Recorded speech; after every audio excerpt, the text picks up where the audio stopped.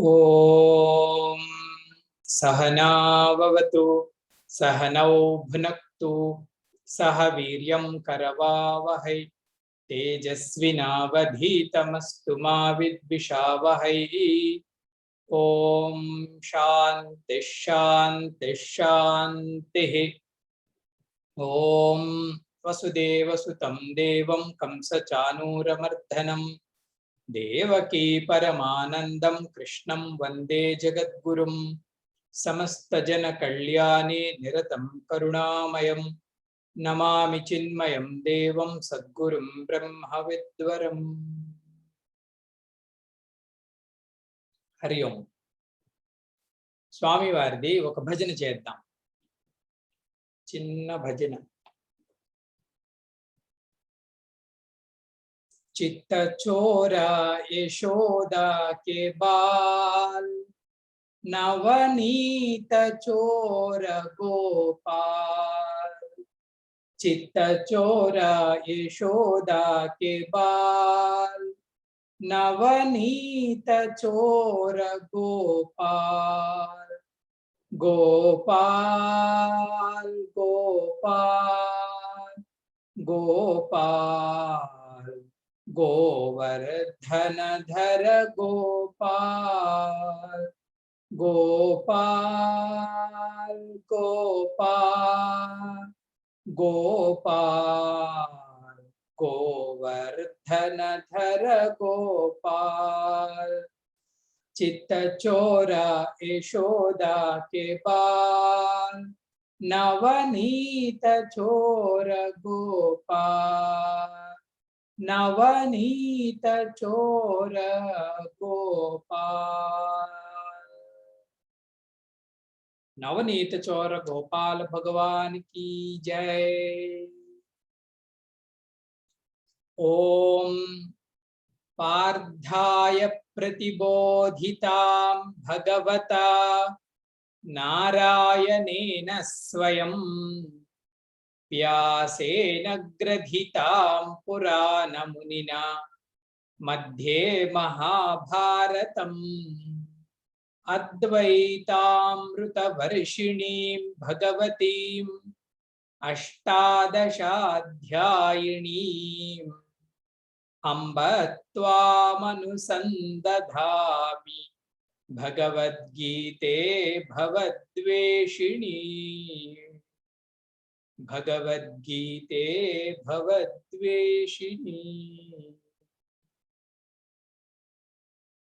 हरि ओम। गीता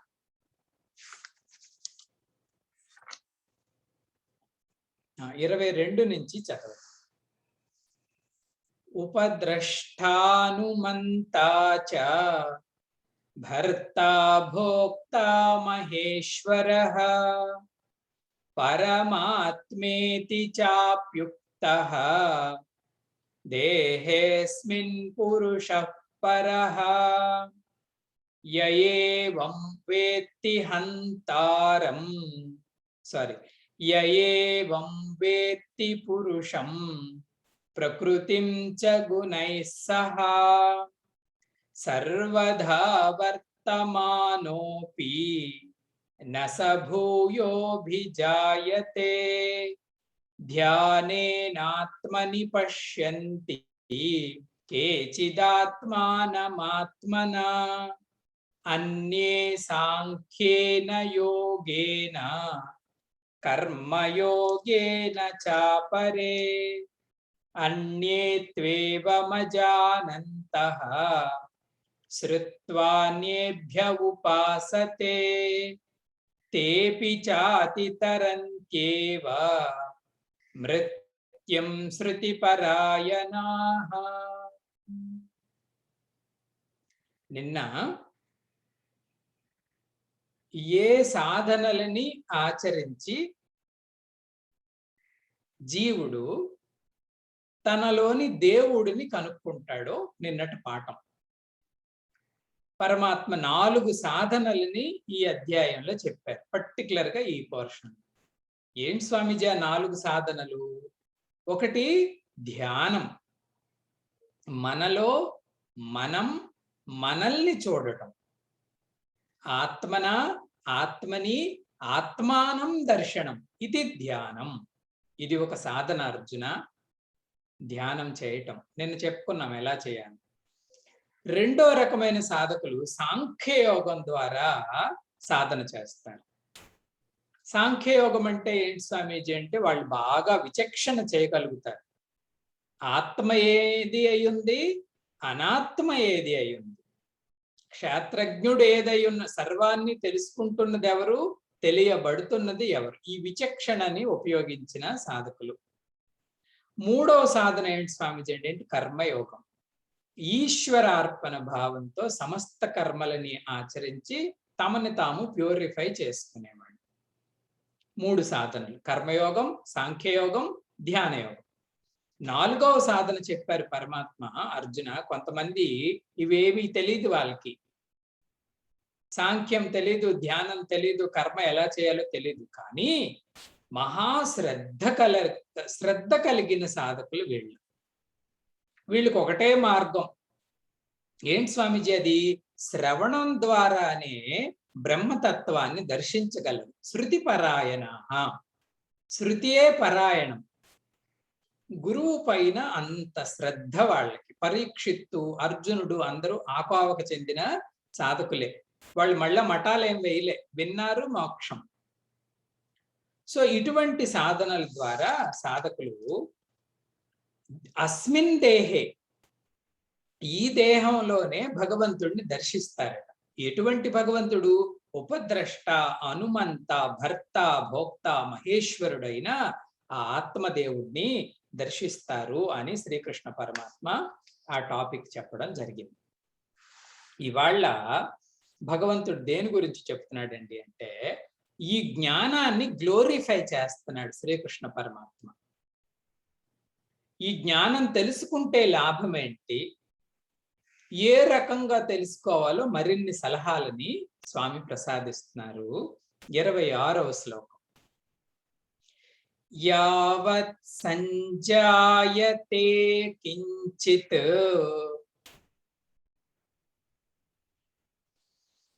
సత్వం స్థావర జంగమం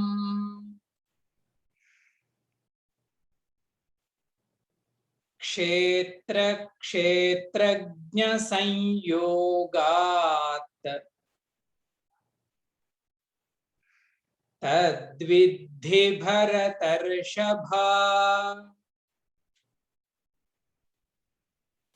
యావత్ సంజాయతే కించిత్ సత్వం స్థావర జంగమం క్షేత్ర క్షేత్రజ్ఞ సంయోగాత్ తద్విద్ధి భరతర్షభా. ఇది 26వ నెంబర్ శ్లోకం. ఈ శ్లోకానికి ముందు భగవత్పాదులు కనెక్ట్ చేయాలి కదండి, నిన్నటి టాపిక్ కి ఈ రోజు టాపిక్ కి కనెక్ట్ చేయాలి. దాన్ని సంధి అంటారు. భాష్యంలో మనం ఏదైనా ఒక టాపిక్ నుంచి ఇంకొక టాపిక్ జంప్ అవుతున్నామంటే ఆ రెండిటికి ఉన్న కనెక్షన్ ఏంటో చెప్పాలి వినేవాళ్ళకి, లేకపోతే వృత్తి ఎటు వెళ్ళిపోతుందో భయం కదండి. భగవత్పాదులు అంటున్నారు, విద్యార్థి అడిగాడంట, ఈ జ్ఞానం తెలుసుకుంటే నాకు లాభం ఏంటి? లేదు అంటే, ఈ జ్ఞానం ద్వారా నేను అమృతత్వాన్ని ఏ రకంగా పొందుతానో చెప్పండి. ఇంతకు ముందు చెప్పారు, ఈ జ్ఞానాన్ని కానీ తెలుసుకుంటే అమృత పురుషుడివి అవుతావని. జ్ఞానం అమృతాన్ని ఎలా ఇస్తుంది గురువు గారు? కదండి. అమృతం అంటే మనం క్షీరసాగరాన్ని చిలకాలి, ఇంత కష్టపడాలి, అప్పుడు అమృతం వస్తది, అది తినేస్తాం అనుకుంటాం. ఇది మన అభిప్రాయం. కానీ గీతలో ఏం చెప్తున్నాడు శ్రీకృష్ణ పరమాత్మ? ఈ జ్ఞానం అమృతత్వాన్ని ఇస్తది, ఇమ్మార్టాలిటీ ఇస్తది అన్నారు కదా. హౌ? నాలెడ్జ్ ఎలా ఇస్తది అంటే దానికి సమాధానం ఈ శ్లోకం అంట. వినండి. ఈ శ్లోకంలో పరమాత్మ చెప్తుంది ఏంటండి అంటే, హే భరతర్షభ, భరత వంశంలో శ్రేష్ఠుడైన అర్జునుడా, తద్విద్ధి. తత్ అంటే మీరు వెంటనే అర్థం చేసుకోవాల్సింది ఏంటండి అంటే సత్యం, బ్రహ్మ, ఆత్మ. తత్ విద్ధి. విద్ధి అంటే నువ్వు తెలుసుకోవాలి. అడిగావుగా జ్ఞానం అమృతత్వాన్ని ఎలా ఇస్తది అని, దాన్ని తెలుసుకో. ఏ రకంగా తెలుసుకోవాలో చెప్తాను, ఆ రకంగా తెలుసుకుంటే అమృతత్వం అది ఎలా ఇస్తుందో నీకు అర్థం. తద్విద్ధి, దానిని తెలుసుకో. ఎలా తెలుసుకోవాలి స్వామి? చూడు ఎలా తెలుసుకోవాలండి అంటే, యావత్ సంజాయతే కించిత్. కించిత్ అంటే చిన్నదైనా సరే. సంజాయతే, సంజాయతే అంటే అది పుట్టింది అనుకో. అంటే ఏది జన్మని ఎత్తిన, యావత్ సంజాయతే కించిత్ అంటే ఏదైనా పుట్టింది అనుకో. ఏదైనా అంటే దేన్ని అనుకోవాలి స్వామిజీ? స్థావర జంగమం. స్థావరాలు కానీ జంగమాలు కానీ ఏవైనా సరే, ఈ పుట్టినవన్నీ కూడా ఏ రకంగా పుట్టాయో నువ్వు తెలుసుకోవాలా. అంటే జనరల్ గా మనం ఏమంటామండి అంటే, సృష్టి అంతా జరిగింది అంటే ఇమీడియట్ కాజ్ చూస్తాం. ఎవరండి ఈ బాబుకి తల్లి తండ్రి అని అడుగుతాం. ఎవరిదండి కుక్క పిల్ల అని అడుగుతాం. ఎక్కడి నుంచి వచ్చిందండి ఈ ఫ్లైట్ అంటాం. ఎక్కడి నుంచి వచ్చాయండి పంచభూతాలు. ఈ రకంగా ఇమీడియట్ కాజు అందరూ వెతుకుతారు, దేనికి గురువు అవసరం లే. కానీ నేను చెప్తున్నాను అర్జున అంటే, భగవంతుడు చెప్తున్నాడు ఏ రకంగా తెలుసుకోవాలంట. ఈ పుట్టుకు అంతటికి కారణమంట క్షేత్ర క్షేత్రజ్ఞ సంయోగం. అనంత సృష్టికి కారణం ఏంటో తెలుసా? క్షేత్రము మరియు క్షేత్రజ్ఞుడు, వీళ్ళిద్దరి యొక్క సంయోగం వలనే సమస్త స్థావర జంగమాలు పుట్టాయి. ఇది తెలుసుకున్నావు అంటే నువ్వు అమృతత్వాన్ని పొందుతావు అని పరమాత్మ చెప్పడం జరిగింది. అర్జునుడికి అర్థం అవ్వలేదు. క్షేత్రము క్షేత్రజ్ఞుడు కలిస్తే సృష్టిలో స్థావర జంగమాలు అన్ని పుట్టాయని నేను తెలుసుకుంటే అమృతత్వాన్ని ఎలా పొందుతాను స్వామి అంటే, దీనికి భాష్యకారులు ఈ కనెక్టివిటీ, దీన్ని ఎలా మనం అర్థం చేసుకోవాలో చెప్తారు. అక్కడ ఆయనే ప్రశ్నిస్తాడు, ఎలా జరుగుతుంది ఈ క్షేత్ర క్షేత్రజ్ఞ సంయోగం? ఎందుకంటే మనకి ఏవైనా రెండు కలవటం ప్రాపంచికంగా తెలుసు. అది తెలుసుకోవటం వల్ల నేను అమృతత్వాన్ని పొందటం లే, ఏదో ఒకరోజు చచ్చిపోతున్నాను కదా. కానీ ఈ క్షేత్ర క్షేత్రజ్ఞాలు ఏ రకంగా కలిశాయో తెలిస్తే అంట అమృతత్వాన్ని పొందుతానంట. దానికి భగవత్పాదులు చిన్న పిల్లలకి చెప్పినట్టుగా మనకి సంయోగం ఏ రకంగా జరిగిందో చెప్తారు, వినండి. దీనినే కొంతమంది అంటే మనం గురుకులాల్లో చదువుకుంటే కొన్నాళ్ళు టీచ్ చేస్తారండి మనకి. ఆ టీచింగ్ పేరేంటండి అంటే థియరీ ఆఫ్ క్రియేషన్ అంటారు. సృష్టి ఎలాగ తయారైందో దీనికి 84 సిద్ధాంతాలు ఉన్నాయటండి. సృష్టి అంతా తయారైంది అంటారు కదా, దీనికి అథెంటిటేటివ్ గా 84 సిద్ధాంతాలు ఉన్నాయి మన వాంగ్మయంలో, మన సంస్కృతిలో, సనాతన ధర్మంలో. అయితే 84 మనం చదవము. వేదాంత చక్షువుతో సృష్టి ఎలా తయారైందో తెలుసుకోవాలి. అది ఇంపార్టెంట్. ఎందుకు ఇంపార్టెంట్ ఏంటి అంటే దాంట్లోనే ఒక సమాధానం. సృష్టి ఎలా తయారైందో తెలుసుకుంటే ఆ తెలుసుకోవటంలోనే మన అమృతత్వం ఉంటుంది. అది ఎలాగో చెప్తాను, విందాం. భగవత్పాదులు చెప్తారు, అబ్బాయి ఈ రెండు కలవడం అని ఉన్నదే సంయోగం. సంయోగం అంటే ఒక వస్తువు ఇంకొక వస్తువుతో కలవటం. ఈ సంయోగాలు 4 రకాలుగా ఉంటాయట. 4 రకాలుగా ఉంటాయి. క్షేత్రము క్షేత్రజ్ఞం సంయోగం అన్నాడుగా శ్రీకృష్ణుడు. ఈ రెండు కలిస్తేనే సృష్టి వచ్చిందని కదా. అసలు కలవడాలే 4 రకాలు ఉంటాయి. మొదటి రకమైన సంయోగం పేరేంటండి అంటే అవయవ సంశ్లేషము అంటారు. అవయవ సంశ్లేషం అంటే ఏంటి స్వామి అంటే, ఒక వస్తువు కొన్ని అవయవాల్ని కలిగి ఉందనుకోండి, ఇంకొక వస్తువు కూడా కొన్ని అవయవాల్ని కలిగి ఉందనుకోండి. ఈ రెండు వాటి అవయవాల్ని కలిపి సంయోగాన్ని పొందడం అవయవ సంశ్లేషము అంటారు. ఉదాహరణ చెప్పు బాబు అంటే, భగవత్పాదులు ఇచ్చిన ఉదాహరణ ఏంటండి అంటే, ఆవుని పెగ్గకు కట్టాలనుకోండి. పెగ్గ అంటే ఇలాగ ఒక ఇనుప ఇది గుచ్చి కడతారు కదండి. పెగ్గ ఒక వస్తువు, ఆవు ఒక వస్తువు. ఆవుకు అవయవం నెక్, ఆవు కంఠానికి కంఠం. పెగ్గకి కూడా ఒక నెక్ ఉంటుంది, మీరు చూసే ఉంటారు. ఇలా ఉండి దాని పైన ఇలా సున్నాలాగా ఉంటుంది. దీనికి తాడును కట్టినట్టు దీని అవయవాన్ని బంధిస్తే సంయోగం అయింది కదండి. ఇటువంటి సంయోగం ఒకటి, దీని పేరు అవయవ సంశ్లేషము అంటారు.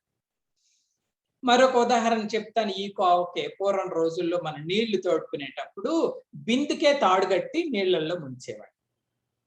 అలాగే బింది యొక్క నెక్, ఈ తాడు రెండు కలిసి అవయవాలు రెండు కలిపి ఆ సంయోగాన్ని మనం వాడుకుంటాం. ఇది ఒక రకం.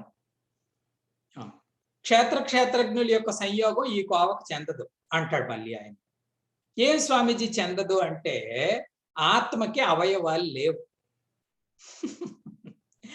ఆత్మ నిర అవయవి, ఏమి లేవు. కాలు, చేతులు, కన్ను, ముక్కు ఏ అవయవాలు లేవు కాబట్టి ఈ కోవగా ఈ రకంగా ప్రపంచంతో ఆయన టచ్ అవ్వలేడు. నిరవయవి ఆత్మలో అవయవాలు లేవండి. సరే స్వామి, రెండో రకమైన సంయోగం ఉంది అబ్బాయి, దాని పేరేంటి స్వామీజీ అంటే సమవాయము. అంత కొత్తగా ఉన్నాయి స్వామీజీ పేర్లు, కొత్తది వినాలి. సమవాయము అని ఇంకొక సంయోగం ఉంటది. ఇదేంటి స్వామి సమవాయం అంటే, ఆయన ఉదాహరణ ఇస్తారు భగవత్పాదులు. తంతు పట వత్ అంటాడు. తంతు అంటే ఏంటండి? తాడు, దారం. తంతు అంటే దారం. పట అంటే ఏంటండి? వస్త్రం కదండి. ఈ రెండు కలిసి ఉంటాయి. వస్త్రం అంతా కూడా దారాలు కలిసే ఉంటాయి కదండి. ఈ సంబంధాన్ని ఏమంటారండి అంటే, కార్యము ఒకటి, కారణము ఒకటి, కాజ్ ఒకటి, ఎఫెక్ట్ ఒకటి కదండి. దారమేమో కారణం, వస్త్రమేమో కార్యం. దారమేమో కాజ్, వస్త్రమేమో ఎఫెక్ట్. దారమే అలా నేచి మనం దాన్ని అంతటి చక్కగా నేస్తే వస్త్ర రూపంలో తయారైంది. క్షేత్రము క్షేత్రజ్ఞుడు ఈ రకంగా ఏమైనా సంయోగాన్ని చెందుతారా? క్షేత్రజ్ఞుడేమో కారణము, పైన కనిపిస్తున్న ప్రపంచమేమో ఎఫెక్ట్. అది కాజు, ఇది ఎఫెక్ట్. ఆ రకంగా ఏమైనా సృష్టి జరిగిందా అంటే భగవత్పాదులు అంటారు నో. ఏమండి నో అన్నారు? ఆత్మలో మోడిఫికేషన్ సాధ్యం కాదు. మేకప్ వేయటం కుదరదు ఆత్మకి. ఎందుకు మేకప్ వేయటం కుదరదు? ఏక వస్తువే కాబట్టి ఇంకా ఆత్మ ఇంకొక రకంగా రూపాంతరం చెందే ఛాన్స్ లేదు. పాలు పెరుగైనట్టు, దారం వస్త్రమైనట్టు, విత్తనం చెట్టయినట్టు ఆత్మ ప్రపంచం అవటానికి ఆస్కారం ఉండదు. ఎందుకంటే ఆత్మలో పరిణామం, మోడిఫికేషన్ అనేది రాదు. ఎప్పుడూ ఒకలాగే ఉంటుంది ఆత్మ. అసలు మనస్సుకి ఇంకొకటి ఎంజాయ్ చేసే ఛాన్సే ఉండదు ఆత్మస్థితిలో. సరదాగా చెప్తున్నాను. పూజ్య గురుదేవుల్ని ఎవరు అడిగారు, గురుదేవ్ కొంచెం చనువు కొద్ది, మీరు బ్రహ్మతత్వాన్ని చూశారు కదా, అక్కడ మీకు ఎలా అనిపించింది అన్నారు. గురుదేవ్ అన్నారంట, బోరింగ్ అన్నారు. బోరింగ్ ఏంటి స్వామి అంటే, ఏక రసం, ఇంకొక రసము లేదు, సాంబారు లేదు, పచ్చడి లేదు, కూర లేదు. కాబట్టి ఈ పరిణామం సమవాయము అనే క్రియేషన్ కుదరదు ఆత్మ దగ్గర. అబ్బాయి మూడోది ఇంకోటి ఉందో అన్నాడండి. ఏటి గురుగారు చెప్పండి అది. ఇంకొక దాని పేరు ఏంటండి అంటే విశేషణ విశేష్య సంయోగము. విశేషణ సంయోగం అంటే ఉదాహరణ ఏంటండి అంటే ఆయన చెప్తారు, బ్లూ పార్ట్. బ్లూ పార్ట్ అంటే ఏంటండి, నీలపు వర్ణపు కొండ. సాధారణంగా కొండ ఒక రంగు మామూలుగా మనకు తెలిసిందే, దానికి నీలం వర్ణాన్ని అంతా వేసాం అనుకోండి, బ్లూ కలర్ అంతా పెయింట్ చేసాం.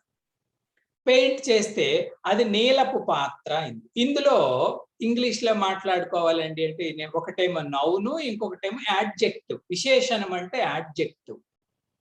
స్వతహాగా ఉన్నది ఒకటి, దానికి వేరే వర్ణాన్ని పూసి ఒక సృష్టి చేశాం. ఇది ఒక రకమైన సృష్టి. ఈ రకంగా ఏమైనా బ్రహ్మ నిశ్చలంగా ఉన్నప్పుడు రంగురంగులు కలిగిన ఈ త్రిగుణాత్మిక మాయ వర్ణాన్ని వేసి ప్రపంచాన్ని ఏమైనా తెచ్చిందా అంటే బ్రహ్మకున్న ఒక లక్షణం ఏంటండి అంటే అసంగుడు. బ్రహ్మ తన స్వభావంగానే దేనితో అటాచ్మెంట్ కాలేడు, అది ముట్టుకోదు దేన్ని. మరి అసంగుడైన వాటికి ఈ విశేషణాలన్నీ ఎక్కడి నుంచి మనం ఆపాదించగలం? కాబట్టి ఈ క్రియేషన్ కూడా నాట్ పాసిబుల్ క్షేత్రజ్ఞుల మధ్య. విద్యార్థి అలా చూస్తున్నాడంటే ఏ క్రియేషన్ పాసిబుల్ కాకపోతే ప్రపంచం ఎక్కడి నుంచి వచ్చింది గురువుగారు అంటే నాలుగవది ఈ క్షేత్రజ్ఞ క్రియేషన్ అవుతుంది. నాలుగో రకమైన క్రియేషన్ ఉందిరా అబ్బాయి. ఏంటి గురువుగారు దాని పేరు ఏంటండి అంటే దాని పేరు అధ్యాస లక్షణ సంయోగం. అధ్యాసం అంటే ఏంటండి అంటే సూపర్ ఇంపోజిషన్. అఖండమైన బ్రహ్మ పైన ఈ జగత్తు ఆరోపింపబడింది. అది ఎలాగండి అంటే నిశ్చలమైన తాడు పైన పాము అనేది ఆరోపింపబడినట్టు. ఈ ఆరోపణ పేరే అధ్యాసము లేదా సూపర్ ఇంపోజిషన్ అంటారు. అంటే ఈ సృష్టి రియల్ గా జరగదు, రియల్ గా జరిగే ఛాన్సెస్ ఉండవు, రెండు ఉండే పరిస్థితి ఉండదు. కానీ అనుభవంలో మాత్రం పాము ఉంటుంది, సత్యమేమో తాడు. ఎంతవరకు? తాడుని చూడనంత వరకు. అవివేకిగా ఉన్నంతసేపు సృష్టి యొక్క ఆట. జగత్ మిథ్య అంటే ఎప్పుడు స్వామీజీ జగత్ మిథ్య, ఎప్పుడు స్వామీజీ జగత్ సత్యం అంటే అవివేకిగా ఉన్నంతసేపు జగత్ సత్యం, పాము సత్యమే. ఈ అవివేకమే జగత్తుని అధ్యాసం చేసింది, బ్రహ్మ పైన సూపర్ ఇంపోజ్ చేసింది. ఎవరు? అవివేకం చేసింది, ఏ కారణము లేదు. ఎప్పుడైతే జ్ఞానాన్ని పొందిందో బ్రహ్మని చూస్తుంది. లేని జగత్తు అప్పుడు అనుకుంటాడు ఆయన, అప్పుడు లేదు, ఇప్పుడు లేదు, ఎప్పుడు లేదు. అవివేకం ఉన్నన్నాళ్ళు జగత్తు ఉంది, అవివేకం పోయిన తర్వాత జగత్తు పోయింది. ఇది రకంగా క్షేత్రము క్షేత్రజ్ఞుల సంయోగం జరిగింది. ఇది సృష్టి థియరీ. వేదాంత పరిభాషలో వేదాంత శాస్త్రం ప్రకారం సృష్టి ఎలా జరిగిందండి అంటే అవివేకతః అధ్యాత్మ లక్షణ సంయోగాత్. అజ్ఞానం వలన మనమే సూపర్ ఇంపోజ్, ఆ జీవుడే సూపర్ ఇంపోజ్ చేశాడు బ్రహ్మ పైన జగత్. జరిగే ఛాన్సే లేదని ఎందుకన్నారు స్వామి అండి అంటే బ్రహ్మ యొక్క లక్షణాలు జగత్ యొక్క లక్షణాలు కంప్లీట్లీ కాంట్రడిక్షన్. ఈ తాడు పాము లాగే. తాడు ఏమో నిశ్చలమైనది, పాము ఏమో చంచలమైనది. తాడు ఏమో నిరపకారి, ఎవరికి అపకారం చేయదు, పాము అపకారి. ఇన్ని రకాలైన కంప్లీట్ గా చూడండి. అందుకే చెప్తారు అజ్ఞానం యొక్క పరాకాష్ఠ ఏంటండి అంటే బ్రహ్మలో జగత్తును చూడటమే. ఆయన సర్వము సమానంగా వ్యాపించి ఉంటే మనం ఎప్పుడు విషమంగానే చూస్తాం. ఉన్నది ఒకే వస్తువు అయితే మనం వెరైటీని చూస్తాం. జనన మరణ రహిత వస్తువు అయితే ఆయన మనం నిత్యము జనన మరణాలనే చూస్తాం. కంప్లీట్లీ కాంట్రడక్షన్ గా బ్రహ్మని చూసేదే జగత్. ఇది బ్రహ్మే, కానీ కాంట్రడక్టింగ్. గురుదేవ్ అంటారన్నమాట, బ్రహ్మ ఇన్ గోస్ట్ ఫామ్ ఈజ్ వరల్డ్ అంటారు. అదే బ్రహ్మని ఒక మహాభూతం లాగా మనం ఈ ప్రపంచము బ్రహ్మే, కానీ అజ్ఞానవశాత్తు వ్యతిరేకంగా చూస్తున్నాము. కాబట్టి ఇది మిథ్యాజ్ఞాన లక్షణం. ఈ క్షేత్రము క్షేత్రజ్ఞుడు రెండూ కలిపిన ఈ క్రియేషను ఇక్కడ జరిగిన అజ్ఞానం వలన జరిగింది అని తెలుసుకుంటే ఏమవుతుంది? తద్విద్ధి అన్నారు కదా. తెలుసుకుంటే అప్పుడు ప్రపంచం యొక్క ఉనికి మనకు ఎలాగర్థమవుతుందంట? మాయానగరివత్తు అంటారు శంకరాచార్య. మాయానగరి అంటే పూర్వం రోజుల్లో చిన్నపిల్లలప్పుడు మనం ఆకాశంలో చూస్తే గంధర్వ నగరాలని నిర్మాణమై ఉండేవి. అవి ఉత్తి మేఘాలే, కానీ అదిగో కోట ఉంది, కోట చుట్టూ ప్రహరీ ఉంది, కోట పైన జెండా ఉంది, ఆ రకంగా కనిపించే మేఘాలు. మాయానగరి, గంధర్వ నగరి అనేవి. కానీ గంధర్వ నగరి అక్కడ ఉండే ఆస్కారమే లేదు, కానీ ఆ రూపాలు నామాలు అన్ని కనిపిస్తాయి కదా. ఈ ప్రపంచం కూడా ఆ రకంగా తెలుసుకుంటాడు ఈ మిథ్యాజ్ఞానం పోతే. కేవలం పరబ్రహ్మ పైన ఇది ఆరోపణ మాత్రమే, సూపర్ ఇంపోజిషన్ మాత్రమే అని తెలుసుకుంటే ఏమవుతుందంట? ఈ సమస్త జన్మకి కారణమైన అజ్ఞానం పోతుంది. జన్మలకి కారణం కర్మఫలాల, మంచి చెడ్డల, ఇవన్నీ ఇమీడియట్ కాజులు, కానీ మూల కారణం ఏంటండి? అజ్ఞానం. జన్మకి కారణమైన అజ్ఞానం పోయింది అంటే నువ్వు అమృత పురుషుడివే. ఈ రకంగా జ్ఞానం అమృతత్వాన్ని ప్రసాదిస్తుంది అని భగవత్పాదులు బ్యూటిఫుల్ గా ఈ శ్లోకం. క్రియేషన్ ని తెలుసుకుంటే, క్షేత్రజ్ఞాల సంయోగాన్ని తెలుసుకుంటే అమృతత్వాన్ని పొందుతాం అన్నాడు కదా కృష్ణుడు. ఈ రకంగా తెలుసుకుంటే అమృతత్వాన్ని పొందుతాం. ఇది ఒక్కటే సొల్యూషన్, రెండో ఆస్కారం లేదు మనకి అమృతత్వాన్ని పొందటానికి అని చెప్పటం జరిగింది. తరువాత 2 శ్లోకాల్లో పరమాత్మ చెప్తారు, ఈ క్షేత్రజ్ఞుణ్ణి చూస్తే నాకు కలిగే లాభం ఏంటి? క్షేత్రజ్ఞుడు అంటే లోపట ఉన్న దివ్య పురుష తత్వాన్ని కానీ చూస్తే నాకు కలిగే లాభం ఏంటి అనేది బ్యూటిఫుల్ గా చెప్తారు పరమాత్మ. రాబోయే 2 శ్లోకాల్లో 27 చూద్దాం.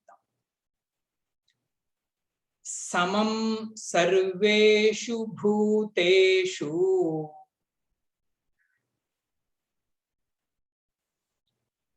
తిష్టంతం పరమేశ్వరం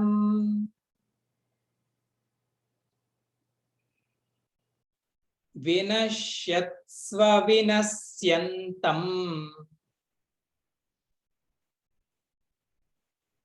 యః పశ్యతి స పశ్యతి.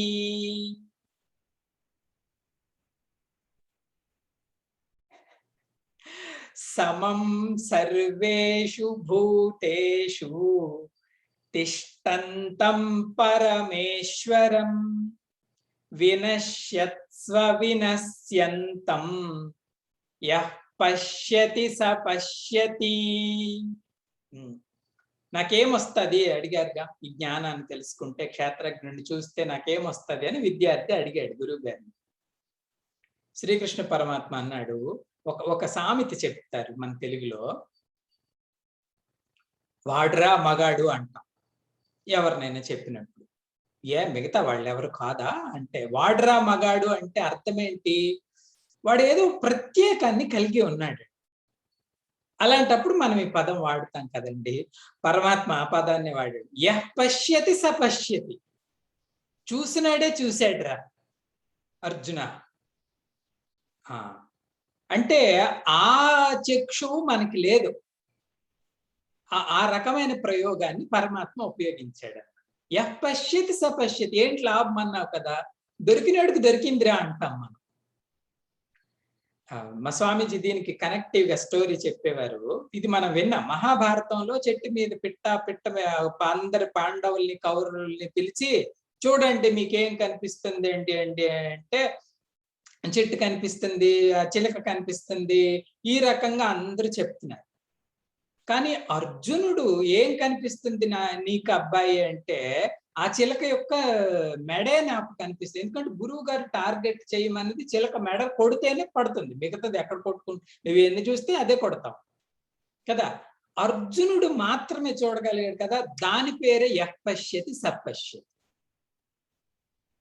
వాడొక్కడే మనగాడు కదా. ఆ దృష్టి పొందుతాడంట జ్ఞాని.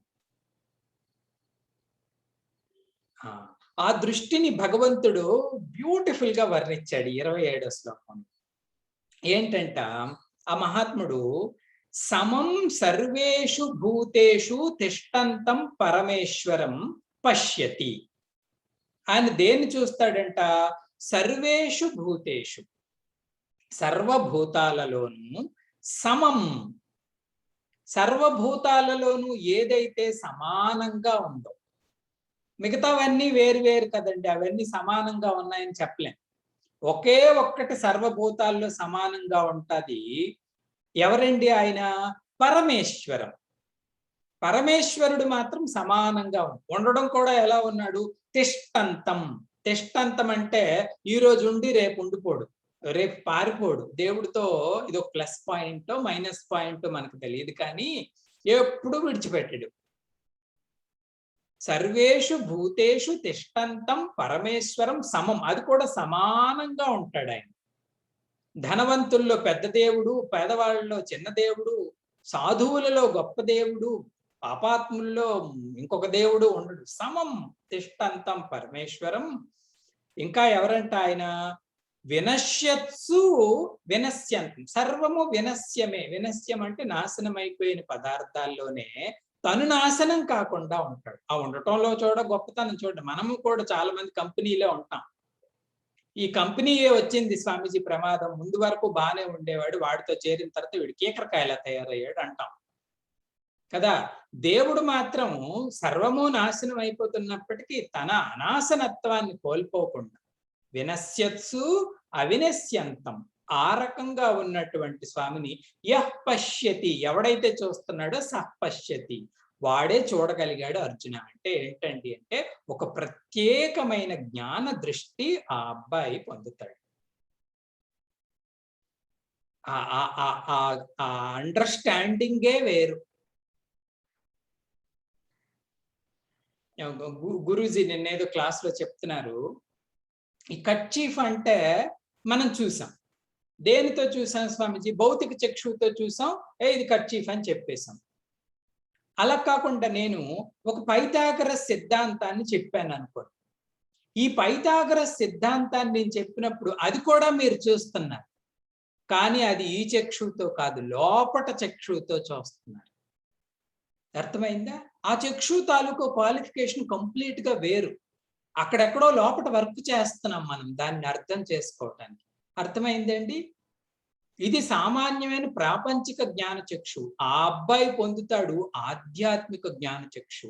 లోపట అర్థం చేసుకుని అందుకే దాని పేరు జ్ఞాన చక్షు అన్నారు.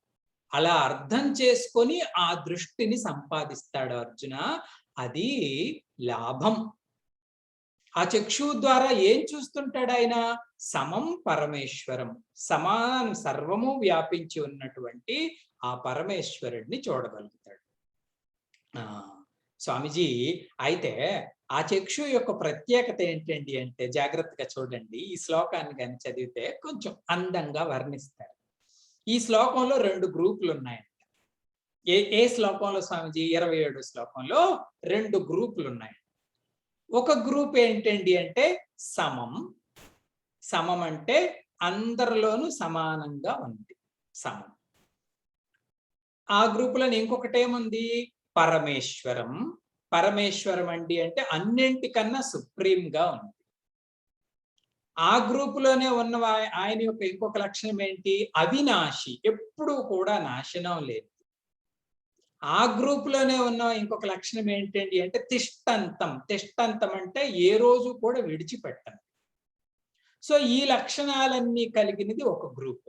సమం, పరమేశ్వరం, తిష్టంతం, అవినాశత్వం కలిగినది ఒక గ్రూప్. ఇంకొక గ్రూపు దీనికి ఆపోజిట్ గా 4 లక్షణాలు కలిగి ఉంటుంది. అది ప్రపంచం. ఆపోజిట్ గా ఏంటి? ప్రపంచం ఎప్పుడు విషమమే. విషమం అంటే ఎప్పుడు సమానంగా ఉండదు కదండి ప్రపంచం. నిన్న వేరు, ఈ రోజు వేరు, రేపు వేరు. నిన్న స్వామీజీ క్లాస్ వేరు, ఈ రోజు క్లాస్ వేరు, రేపటి క్లాస్ వేరు. అంటే స్వామీజీ రేపు క్లాస్ ఉందా? రేపు క్లాస్ ఉంది. ఈ రోజు గీత అయిపోదు కదండి, అవ్వట్లేదు. కాబట్టి ఒక్క రోజు ఎక్స్ట్రా తీసుకొని రేపు కంప్లీట్ చేసేద్దాం భగవద్గీత. అనుకోలేదు స్వామీజీ ఇలాగా. అందుకే విషమం ప్రపంచం, సమానంగా ఉండదు. ఎప్పుడు ఏమొస్తుందో తెలీదు. సో ఇటువైపేమో ఎప్పుడు మారకుండా ఉన్నది. 2 పార్టీలండి. ఇటువైపేమో ఎప్పుడు మారకుండా ఉన్నది, ఇటువైపేమో నిత్యము మారుతోంది. సమం విషమం. 2 ఇటువైపేమో పరం ఈశ్వరం, సుప్రీం. ఇటువైపేమో ఎవరికి సుప్రీమో ఒకడికొకడు బానిస. బుద్ధికి మనసు బానిస, మనస్సుకి ఇంద్రియం బానిస, ఇంద్రియానికి శరీరం బానిస, శరీరం ప్రపంచానికి బానిస. పరం ఎవరూ లేదు, ఒకరికొకరు సరెండర్ అయ్యి ఉండాల్సింది. ఇంకా ఇటువైపు అవినాశి, ఎప్పుడూ నాశనం ఉండదు. కాలాన్ని దాటి కూడా ఉంటాడు ఆత్మదేవుడు. ఇది సర్వనాశి, క్షణ క్షణం నాశనం. ఇది. ఇంకా ఇటువైపు తిష్టంతం. తిష్టంతం అంటే నిశ్చలంగా ఉంటాడు. ఇటువైపు క్షణభంగురం. ఇందులో ఏది కూడా స్థిరంగా ఉండదు. సో 2 పార్టీలు ఉన్నాయి. ఒకటేమో సర్వసుగుణాలు కలిగిన ఆత్మ, ఒకటేమో సర్వ దుర్గుణాలు కలిగిన సర్వభూత రూపమైన ఈ ప్రపంచం. సర్వభూతేషు అంటే ఏంటో తెలుసా అండి? భగవత్పాదులు చెప్తారు, బ్రహ్మాది పిపీల కాంతకం ఈ లక్షణాలే కలిగి ఉంటాయి బయట ఉపాధులు. బ్రహ్మగారికి ఈ దుర్గుణాలే. ఎప్పుడు ఒకే మూడ్లో ఉంటాడని మనం ఎక్స్పెక్ట్ చేయలేమండి. ఉపాధులకు అంత బలం. ఆయన ఎలా శపించేశాడండి అంటాం. ఆ మూడు ఆ క్షణానికి నువ్వు దొరికిపోయావు అంతే. ఈ విషమం. ఆత్మదేవుడు మాత్రం ఎప్పుడు ఈ జ్ఞాని ఇటువంటి డిస్టర్బెన్స్ ఉన్నా, ఇటువంటి నాశన స్వరూపం ఉన్నా, ఇటువంటి విషమ స్వరూపం ఉన్న ఈ జగత్తులో దీన్ని చూడగలుగుతాడో. అందుకే వాడు మగాడ్రా. యః పశ్యతి స పశ్యతి. అది చూడడం అంటే. ఈ అనేకత్వాన్ని, ఈ రకరకాలు ఎవరమైనా చూస్తాం, కానీ ఆ మహాపురుషుడు ఆ చక్షువుని సంపాదించి ఆ రకంగా చూస్తాడు అని పెద్దలు కీర్తించారు. ఆహాహాహా, ఏమి లాభం, ఏమి లాభం స్వామి. ఇంకా 28లో కూడా ఏదో లాభం ఉందన్నారు, అది చెప్పండి అంటే, సమం పశ్యన్ హి సర్వత్ర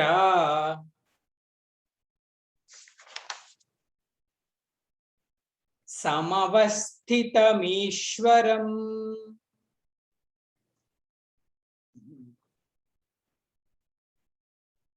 నహి నస్త్వాత్మనాత్మానం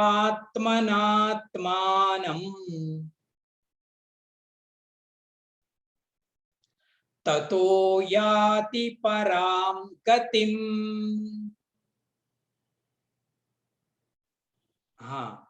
సమం పశ్యన్ హి సర్వత్ర సమవస్థితమీశ్వరం నహి నస్త్వాత్మనాత్మానం తతో యాతి పరాం గతిం. సమం పశ్యన్ హి సర్వత్ర సమవస్థితమీశ్వరం. ఆ మహాత్ముడు సర్వత్ర, సర్వత్ర అంటే అన్ని దేశాలయందు, అన్ని కాలాలయందు, అన్ని పరిస్థితులయందు సమాన్ని చూడగలగాలండి. అందుకే జ్ఞానికి బలం ఎక్కువ. సత్సంగంలోనే కాదు, గొడవలోని కూడా చూడాలి బ్రహ్మని. సర్వత్రా అంటే జాగృత్ స్వప్న సుషుప్తి అవస్థల్లో ఎప్పుడూ జ్ఞానం చెక్కు చెదరకూడదు. సీతమ్మ రాముణ్ణి ఎలా వరించిందో జ్ఞాని బ్రహ్మను అలా వరించారు. సర్వత్ర సమం. ఎవరా సమం? ఈశ్వరం సమవస్థితం. పాపం చూడండి భగవంతుడి యొక్క పరిస్థితి. ఆయన ఈశ్వరుడయ్యుండి ఆల్వేజ్ అవైలబుల్, అందరికీ అవైలబుల్. ఆ రకంగా ఆయన ఉన్నాడు. చూడటానికి మనకు ఖాళీ లేదు. సరే, ఈ జ్ఞాని సమం పశ్యన్ హి సర్వత్ర సమవస్థితం ఈశ్వరం. ఈ రకంగా కానీ ఆ దృష్టిని పొందితే, ఆ తత్వాన్ని దర్శిస్తే 2 లాభాలంట. ఒక లాభం ఏంటి స్వామి? నహి నస్త్వం ఆత్మానం. ఆత్మానం అంటే తనని తాను నాశనం చేసుకోలేదట. అందుకే పెద్దవాళ్ళు చెప్తారు, జ్ఞానం తెలుసుకోకపోతే మనల్ని మనం నాశనం చేసుకునేది. ఆయన తెలుసుకున్నాడు కాబట్టి మొదటి గెయిన్ ఏంటండి?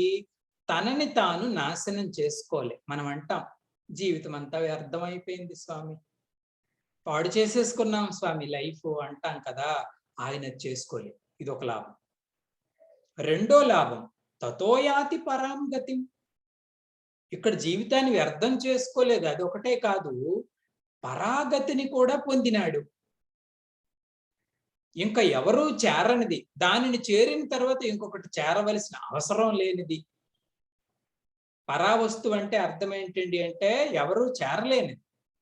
దానిని చేరిన తర్వాత ఇంకొక దానిని చేరవలసిన అవసరం లేదు. ఈ రెండు లాభాలు ఉన్నాయి. ఇది చాలా సీరియస్ మ్యాటర్ అండి. ఉపనిషత్తుల్లో చెప్పారు కదండి, జ్ఞానం సాధన చేయనివాడు, అంటే తన స్వరూపాన్ని తెలుసుకోని వాడు ఏం చేస్తున్నాడండి అంటే తనని తాను ఆత్మహత్య చేసుకుంటున్నాడంట. ఉపనిషత్తుల్లో చెప్పారు, ఆత్మహనో జనాః అసూర్యానామతే లోకాః. ఇటువంటి ఆత్మహత్యకు పాల్పడిన జనులు అసూర్యానామతే లోకాః, ఇటువంటి జ్ఞాన ప్రకాశము లేనటువంటి లోకాల్లో పడిపోతారు. ఏమండి, ఇప్పుడు ఛాన్స్ వచ్చింది, మనం దాన్ని తెలుసుకోలేదనుకోండి, ఈ కర్మఫలాలు వాటి కొన్ని డేంజర్ ఏంటంటే మనం ఏమనుకుంటామండి అంటే ఎవరినైనా చంపితే పెద్ద పాపం వస్తుంది, 10 కోట్లు దానం ఇస్తే ఎక్కువ పుణ్యం వస్తుందని కదా చెప్పలేము. కొన్ని సందర్భాల్లో చిన్న ఆకు తుంచిన బ్రహ్మహత్య పాతకం అంటేస్తుంది. కారణం ఏంటంటే దాని వెనకతలు ఏముందో మనకు తెలియదు. కర్మ ఫలాలు చాలా చాలా భయంకరమైనవి. మనకి తెలియదు, నేను ఇంత చిన్నది చేశాను కదా, ఇంత భయంకరమైన పాపం నాకు ఎలా వచ్చిందండి అంటే దాని వెనకాతల ఇది ఉంది అని చెప్తారు అప్పుడు వాళ్ళు. మరి నాకు తెలియదుగా అంటే, తెలియకపోయినా పని నువ్వే చేశావుగా.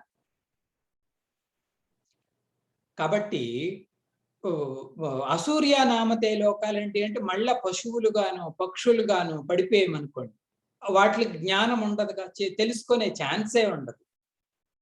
కాబట్టి ఎన్నాళ్ళలో జీవుడు మళ్ళా మగ్గిపోవాలి. కాబట్టి ఈ జ్ఞానాన్ని తెలుసుకోకపోతే ఆత్మహత్య చేసుకున్నట్టే. కనీసం ప్రారంభం చేసిన ఆ వాసనకి ఎప్పుడో ఒకసారి నీరు పోస్తాడు భగవంతుడు. ఈ జ్ఞానం అర్థం చేసుకొని అదొక వాసన రూపంలో మన అంతఃకరణలో ఉంటే ఆ వాసనకి పరిపక్వం అవటానికి ఒక పరిస్థితి వచ్చి తీరుతుంది. ఈ సాధకుడు అటువంటి నష్టపరమైన గతిలో లేడు. అదొక లాభం. శరీరానికే ఆత్మహత్య కాదు, బ్రహ్మని జ్ఞానాన్ని తెలుసుకోకపోయినా ఆత్మహత్య చేసుకున్నట్టే. అందుకే ఉపనిషత్తులు ఏం చెప్పారు? ఇహచేద వేది అధసత్యమస్తి, నచేది హావేది మహతి వినష్టి. ఇహచేది వేది, ఇక్కడ కానీ తెలుసుకున్నామండి అంటే తెలుసుకున్నట్టే. తెలుసుకోకపోతే మహతి వినష్టి. మహతి వినష్టి అంటే గ్రేట్ డ్యామేజ్ చేసుకున్నాం మనకి మనం. దీని పేరే ఆత్మహత్య. కంప్లీట్ గా ఇండల్జెంట్ లైఫ్ అయిపోతుంది. జీవితంలో ఇండల్జెన్స్ అంత మంచిది కాదండి, ఎంకరేజ్ చేయకూడదు.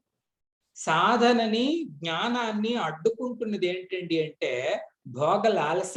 దాని పేరే ఇండల్జెన్స్ అంటాం. భోగలాలస ఎక్కువగా పెరిగితే ఆయన సాధకుడుగా కష్టపడటానికి ఒప్పుకోడు. కాబట్టి ఇక్కడ మనం తెలుసుకోవాల్సిన పాఠం ఏంటండి అంటే సాధకుడుగా కష్టపడటానికే మనం ప్రిపేర్డ్ గా ఉండాలి. ఒక ఆయన మొన్న మా ఊరు వెళ్తే అక్కడికి వచ్చారు. ఆయన చెప్తుండ్రు, వాళ్ళ అమ్మగారంట, ఆమెకి బాగా ఆరోగ్యం క్షీణించింది, ఇంకా ప్రాణం పోతుంది అని తెలిసిపోయింది. బాగా వృద్ధురాలు. అప్పుడు రాత్రి 11 అయినప్పుడు ఆమెకి కప్పము తెలుస్తుంది. వాళ్ళ అబ్బాయిని పిలిచిందంట. ఏంటమ్మా అని వచ్చాడంట. ఈమె మంచినీళ్లు అడగలేదు, మందులు అడగలేదు. గబగబా భాగవతం పట్టుకొచ్చి గజేంద్ర మోక్షం చదువు అందంట వాళ్ళమ్మ. మనమైతే వేడి నీళ్ళు పట్టరా చన్నీళ్ళు పట్టరా అంటాం కదండి. భాగవతం పట్టుకొచ్చి గజేంద్ర మోక్షం చదువు అంటే అందరూ సాధు మహాత్ములు కుటుంబాలు. ఆయన గజేంద్ర మోక్షం చదవటం ప్రారంభించాడు. ఆ గజేంద్ర మోక్షం వింటూ వింటూ నారాయణ నారాయణ దేహం వదిలేసింది. ఎంత సాధన చేస్తే అంత పావనమైన వృత్తి, పావనమైన గతి కలుగుతుందండి. మనం అలవాటు చేసుకునేదే ఆ నారాయణ స్మరణ ఎప్పుడు అంతఃకరణలో ఉంటే ఆ టైంలో కూడా అదే వస్తుంది. ఆ ప్రేమ, ఆ ప్రీతి భగవంతుడి పైన. లేదు అంటే ఆత్మహత్య చేసుకున్నట్టు. ఇది ఒకటి, ఈ దుర్గతి ఒకటి ఆయనకి కనిపించదు. 2 పరాగతి అంటే ఎక్కడికి చేరిన తర్వాత మళ్ళా వెనక్కి తిరిగి రావాల్సిన అవసరం లేదు. ఆ పరంధాముడి యొక్క మందిరాన్ని చేరుతాం. ఎక్కడ ఉంది స్వామి ఆ పరంధాముడు మందిరం అంటే మన హృదయంలోనే నిత్యము ఉంది. తిష్టంతం పరమేశ్వరం సమం సర్వభూతేషు సర్వత్ర, అన్ని కాలాలలోనూ అన్ని పరిస్థితుల్లోనూ ఆయన దివ్యంగా ప్రకాశిస్తూ మన వెనకే ఉన్నాడు. కాబట్టి అర్జున, ఇది ఒక లాభం. మొదటి శ్లోకంలో జ్ఞాన చక్షువుని పొందుతాడు. రెండో శ్లోకంలో ఉత్తమ గతిని పొందుతాడు. ఈ గతిని పొందుతాడు అబ్బాయి అని స్వామి చెప్పడం జరిగింది. తరువాత విద్యార్థి మరొక ప్రశ్న అడిగాడు. స్వామి, ప్రకృతి పురుషుడు అన్నారు కదా, ఇది మంచి ప్రశ్నే. అంటే కొంచెం మనం ఎలిమెంటరీ పిల్లలుగా అంటాము. జనరల్ గా మీరైనా సరే ఏమంటారండి, ప్రకృతి పురుషుడిలో పురుషుడు పని చేస్తాడా, ప్రకృతి పని చేస్తాడా అంటే పురుషుడే పని చేస్తాడు స్వామి అంటాం. మన ఇంట్లో అయినా మీ ఆయన ఏం ఉద్యోగం చేస్తున్నాడమ్మా అంటాం కదండి. పురుషుడికి ఉన్న ఒక లక్షణం ఏంటండి అంటే కర్మ. ప్రకృతి ఆయనకి సహాయకారి. ఇది జనరల్ గా సైకిల్. అందరూ ఈ ప్రశ్న విద్యార్థికి ఎందుకు వచ్చింది ఏంటి అంటే మన అనుభవాలు ఇలాగే ఉంటాయి, కంప్లీట్ రివర్స్. కాబట్టి ఈ అబ్బాయి అడిగాడు గురువు గారిని, స్వామి, క్షేత్రజ్ఞుడు క్షేత్రము అన్నారు, లేదంటే పురుషుడు ప్రకృతి అన్నారు కదా, వీళ్ళిద్దరిలో కర్మల్ని ఎవరు చేస్తుంటారు? పురుషుడు చేస్తాడా, ప్రకృతి చేస్తాడా? మనమైతే పురుషుడే అంటాం, ఎందుకంటే మన పురుషుడు జీవుడు. ఆయనకున్న 2 దుర్గుణాలు, ఒకటి కర్తృత్వం, ఇంకొకటి భోక్తృత్వం. నేను చేస్తున్నాను, నేను అనుభవిస్తున్నాను, నేను చేస్తున్నాను, నేను అనుభవిస్తున్నాను. కాబట్టి ఈ కర్తృత్వం ఎవరు, ఈ కర్మ ఎవరు చేస్తున్నారండి అంటే పరమాత్మ అంటాడు, పురుషుడు చేయటం లేదు, ఈ కర్మ ప్రకృతే చేస్తుంది అని 29లో సమాధానం చెప్తాడు. ఇది కూడా తెలుసుకోవాల్సిన అంశం. ఇది ఎంతవరకు తెలుసండి దీని పరాకాష్ట. గుణాలు ఆ కర్మలు చేసుకుంటున్నాయంట. అనవసరంగా మనం వాటిలో ఇన్వాల్వ్ అవుతున్నాం. ఇంకా ముందు అధ్యాయాల్లో శ్రీకృష్ణ పరమాత్మ చెప్తాడు, నిజం ఏంటండి అంటే మన గేటు బయట ఎవరో గొడవ పెట్టుకున్నారనుకోండి, లేదంటే గేటు బయట ఊరేగింపు జరిగింది అనుకోండి, గేటు బయట సన్మానాలు జరిగాయి అనుకోండి, సన్మానం జరిగినప్పుడు అందరూ కేరెత్తారు, గొడవ జరిగినప్పుడు అందరూ రక్తపాతాలు. ఈ రకంగా ఇవన్నీ మన గేటు బయట ఎప్పుడూ జరుగుతున్న కోలాహలం కదా. కానీ ఈ గేటు యువతల ఉన్న వ్యక్తి ఏమనుకుంటాడంట, తనతో తాదాత్మ్యం చెంది నేనే కోలాహలానికి గురి అవటం, నేనే గొడవలకి గురి, గుణేషు వర్తంతే ఇతిమత్వాన సజ్జతే అంటాడు శ్రీకృష్ణ పరమాత్మ. నిజ జ్ఞానం ఏంటండి అంటే ఆ 3 గుణాలు, ఆ గుణం వచ్చినప్పుడు ఆ రకమైనటువంటి రసాలు, వాసనలు అవన్నీ వస్తుంటాయి అంతే. నేను అక్కడ సాక్షి, ఇక్కడ సాక్షి. గుణేషు వర్తంతే, గుణాలు వాటి స్వరూపం ప్రకారం ఆ రకమైన రసాలని ప్రసవిస్తాయి. ఇతిమత్వాన సజ్జతే, ఇది తెలుసుకున్నవాడు ఆ అటాచ్మెంట్ పెట్టుకోడు. కాబట్టి విద్యార్థి, ఈ కర్మ అనేది ప్రకృతి యొక్క స్వరూపమే, కానీ పురుషుడికి నిస్సంగుడు, ఆయన స్వరూపమే సంగరహితము అనేది 29లో చెప్తున్నారు. అది ఇంపార్టెంట్ పాయింటే. ప్రకృత్యైవ చ కర్మాణి క్రియమానాని సర్వశః యః పశ్యతి తదాత్మానం అకర్తారం స పశ్యతి. ప్రకృత్యైవ చ కర్మాణి క్రియమానాని సర్వశః యః పశ్యతి తదాత్మానం అకర్తారం స పశ్యతి. ఇంకో మాటలో చెప్పుకోవాలండి అంటే జ్ఞానం వలన ఇంకొక లాభం ఏంటండి అంటే, జ్ఞానం వలన లాభం నేను ఎప్పుడు అకర్తని అనే స్థితిని పొందుతాను. స్వామీజీ దానివల్ల లాభం ఏంటి స్వామి, నేను అకర్తనైతే? అకర్తవ అయితే కదా కర్మఫలాలు నిన్ను అంటవు, జన్మ మరణాలు నీకుండవు, సుఖ దుఃఖాలు ఏమీ, అవన్నీ కర్త నుంచి ప్రారంభమయ్యే చక్రం. నీ స్వరూపమే అకర్త. అందుకే నిజం ఏంటండి అంటే, ప్రకృతి ఏవచ కర్మాని క్రియమానాని సర్వసహ.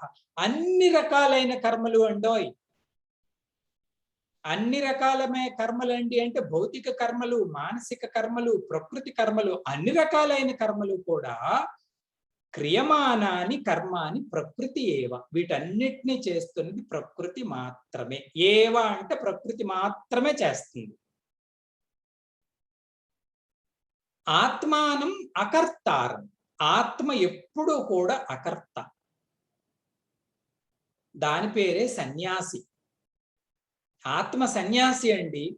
అందుకే సన్యాసం ద్వారా మనం పొందవలసింది ఏంటండి అంటే ఆ అకర్త స్థితిని పొందాలి. అది నిజమే, కానీ అక్కడ నిలబడగలగాలి మన జ్ఞానం. అకర్తారం ఆత్మానం యః పశ్యతి స పశ్యతి. ఎవడు తెలుసుకున్నాడు వాడు తెలుసుకున్నాడు. He got it. సర్వ కర్మలు ప్రకృతే చేస్తుంది. ఈయన మాత్రం అకర్త. ఏ రోజు కూడా ఏ కర్మలో కూడా తన ప్రమేయం లేదు. ఎందుకు స్వామి అండి అంటే, ఈయన ఆకాశము వంటి స్వభావం అయింది. ఈయన నేచరే నిర్మల ఆకాశవతి. ఆకాశంలో మెరుపులు మెరుస్తాయి, వర్షాలు కురుస్తాయి, మేఘాలు కమ్ముతాయి, సూర్యుడు ఎన్ని అవనివ్వండి ఆకాశాన్ని అంటలేవు. ఎందుకు స్వామి? ఆకాశం యొక్క స్వరూపమే అసంగం. అన్ని ఆడటానికి ఆస్కారం ఇస్తుంది, కానీ దేనిని తను ముట్టుకోలేదు. అటువంటిది ఆత్మ, నిర్మలాకాశవత్. కాబట్టి కర్మలన్నీ అటుపోతాయి. ఈయన అకర్తే. పెద్దవాళ్ళు చెప్తారు, ఈ కర్మ ఎలా ప్రారంభమవుతుంది, ఇది మనకు తెలిసిందే కానీ కర్మ ఎలా ప్రారంభమవుతుందండి అంటే, అవ్యక్తంగా ఉన్న వాసనంట బుద్ధిని పొడుస్తుందంట. మొట్టమొదట కర్మ ఎలా ప్రారంభమవుతుంది స్వామి అండి అంటే, కర్మకి మూల కారణం వాసన. అవి ఎలా ఉంటాయి స్వామి? వాసనకి రూపాలు ఉండవు, అవ్యక్తంగా ఉంటాయి. గురుదేవుని ఇంగ్లీష్ ఒకసారి చెప్పాను నేను క్లాస్లో. ఆయన ఇంగ్లీష్ వాళ్ళకి క్లాస్ కూడా పిల్లలకి, యంగ్ పీపుల్కి చెప్తున్నారు దీని గురించి, కర్మ ఎలా చేస్తాం. ఆ అబ్బాయి అడిగాడంట, గురుదేవ్ వాసన వాసన అంటారు కదా, అది ఎలా ఉంటుంది చెప్పండి అంటే, వీడికి ఎలా చెప్పడమా అని గురుదేవ్ ఆలోచించి అన్నారంట, నువ్వు ఫుట్పాత్ మీద నడుస్తున్నావు అనుకో, ఇటు నుంచి నడుస్తున్నావు అనుకో, అట్నుంచి ఒక అందమైన అమ్మాయి వస్తుంది అనుకో, వస్తే నీకు విజిల్ వేయాలనిపిస్తుందా అంటే అనిపిస్తుందండి అన్నాడు. ఆ విజులకి లోపట పుట్టిందే దాని పేరే వాసన అన్నారు. అంటే ఆ వాసన పుట్టింది, వెంటనే కర్మ వచ్చింది. కాబట్టి వాసన ఎప్పుడు అవ్యక్తంగానే ఉంటాయి. ఇటువంటి వాసనలు మనం అన్ని గ్యాదర్ చేసుకొని పుట్టాం. ప్రతి కర్మ కూడా ఒక ప్రసరిస్తుందండి మన మీద ఒక వాసన. ప్రతి కర్మ మనం జీవభావంలో ఉన్నంతసేపు ప్రతి కర్మ వాసననిస్తుంది. అది మంచిది అవ్వచ్చు, తటస్థం అవ్వచ్చు, చెడ్డదవ్వచ్చు, ఏదో ఒక రకమైన వాసన కదా. ఈ వాసన బుద్ధిని ప్రాంప్ట్ చేస్తుంది. ఏంటి? దాని గురించి నువ్వు ఆలోచించు. కొంచెం ఆలోచిస్తారండి దాని గురించి అంటాం కదండి మనం. ఈ వాసన బుద్ధికి అంటదంట, నువ్వు దాని గురించి కొంచెం ఆలోచించు అంటే బుద్ధి తన తర్కాన్ని, లాజిక్ని, విజ్ఞానాన్ని ఉపయోగించి దాని గురించి ఆలోచిస్తాడు. ఆలోచించిన తర్వాత బుద్ధి మనస్సుకు చెప్తాదంట, యూ స్టార్ట్ వర్క్. నువ్వు ఇంకా ప్లాన్ చేసి వర్క్ స్టార్ట్ చేయంటే మనస్సు చక్కగా ప్లాన్ చేస్తాడు. అప్పుడు ఇంద్రియాలకి సంకేతాలు ఇస్తాయి, మీరు ఇంకా జంప్ అవ్వచ్చు ప్రపంచంలోకి. అప్పుడు మనం కర్మని ప్రారంభిస్తాం. అది ఏది వాసనని బట్టి కర్మ. సత్సంగంకి వెళ్ళాలని వాసన ఉంటే 10:30కి క్లాస్కి మనం వచ్చేస్తాం. సినిమా వాసన ఉంటే థియేటర్లో ఉంటాం కదండి. వాసన బట్టి కర్మ. కానీ ఈ చైన్ అంతా ఇప్పుడు చెప్పండి, ఇవన్నీ ప్రకృతి సంజాతాల, పురుష సంజాతాల? వీటన్నింటినీ ప్రకాశింపు చేస్తున్నది ఆత్మ చైతన్యం. ఆ ఆత్మ చైతన్యంలో ఈ అనేక రకాలైన కర్మలు ప్రకృతి అనేక రకాలుగా ఈ చైన్‌లో తన యొక్క కర్మని చేస్తుంటది ప్రతి ఇండివిడ్యువల్‌కి కూడా. కాబట్టి కానీ ఆ ఆత్మను దర్శించిన ఇది ఆగిపోదండోయ్. జ్ఞానికి కూడా వాటి ఆట ఉంటది. ఆయన కూడా అది బుద్ధి నుంచి మనస్సు, మనస్సు నుంచి ఇంద్రియము, ఇంద్రియం నుంచి ప్రపంచం ఇది జరుగుతుంటది. కానీ తన స్వరూపం అకర్త అని ఎప్పుడు తను తెలుసుకుంటాడు. అందుకే అదొక యః పశ్యతి స పశ్యతి. అదొక లాభం ఆయనకి. అందుకే వాళ్ళు చెలించరు. మనం అంటాము చెలించకుండా ఉండటం చాలా కష్టమండి. మనల్ని మనం ఆ ప్రకృతిలో పెట్టుకుంటే చెలిస్తాం. ఎందుకంటే దాని స్వరూపమే చంచలం. చైతన్యంలో పెట్టుకుంటే అది చెలించదు కాబట్టి వారు చెలించరు. మహాత్ముల అన్ని జీవిత చరిత్రలో వారి వారి కర్మలు అంటే మనం చూసినప్పుడు ఈ కర్మలు మనకున్న రంగులే వాళ్ళకి ఉన్నాయి. కొంతమందిని ద్వేషించారు, కొంతమందిని సన్మానించారు కదండి. కొంతమంది మహాత్ముల జీవిత చరిత్రలో చూస్తే అంగరంగ వైభోగం, బంగారు రథాలు కడతాం, ఊరేగిస్తాం. అక్కడ ఆయన నిశ్చలుడే. భలే భలే చేశారని ఆయన ఏమి అనడు. ఇంకొంతమంది మహాత్ముల్లో మేకలు కొట్టి రక్తాలు కారినట్టు చేస్తాం. వీళ్ళేంటి నన్ను పాపులు అని అక్కడ కూడా అనడు. అది ప్రకృతి ఆటే. తన స్వరూపం మాత్రం నిత్య నిశ్చల అకర్త అని తెలుసుకుంటాడు అబ్బాయి అని స్వామివారు చెప్పడం జరిగింది. ఇవన్నీ జ్ఞానం యొక్క లాభాలండి ఈరోజు క్లాస్లో కదా. తెలుసుకున్నవాడే తెలుసుకున్నవాడు అంటూ శ్రీకృష్ణ పరమాత్మ పదే పదే చెప్పడం జరుగుతుంది. ఇంకా ఈ రోజుకి ఆఖరి శ్లోకం 30లో మళ్ళీ విద్యార్థి ఒక ప్రశ్న ఇచ్చాడండి. అదేంటి స్వామి అంటే, నేను జ్ఞాన సాధన చేస్తున్నాను, అది పరిపక్వమైంది అని నాకు ఎప్పుడు తెలుస్తుంది? అంటే నేను గోల్ రీచ్ అయిపోయాను అని నాకు ఎప్పుడు తెలుస్తుంది? అంటే దానికి సమాధానం స్వామి చెప్తారు, యదా భూత పృథగ్భావం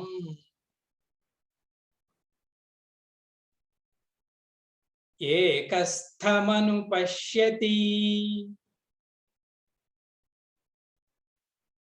తత ఏవ చ విస్తారం బ్రహ్మ సంపద్యతే తదా.